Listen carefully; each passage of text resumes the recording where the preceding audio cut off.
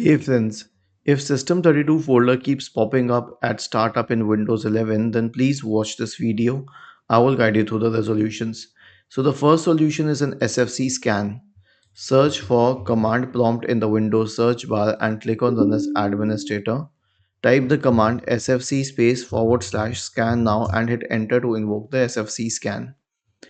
The next solution will be a system restore. So how would you perform that? Search for recovery in the Windows search bar and open recovery. Click on open system restore.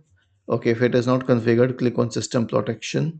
Click on configure and then you can just select turn on system protection then click on OK and then click on create a new restore point, hit enter.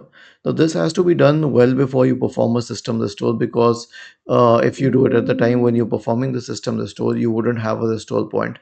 After that, click on open system restore, click on next, choose a good restore point, click on next, click on finish and finally click on yes to initiate the process.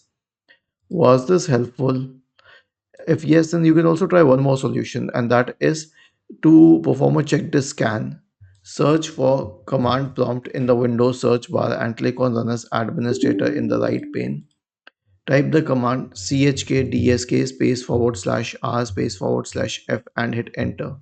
Press Y and hit enter once again to initiate the scan. This will check the disk for bad sectors and resolve them if possible. Was this helpful? If yes, then please subscribe to the channel, and if not, then let us know in the comment section of the video on how we could help you further. Thank you for watching this video and have a nice day.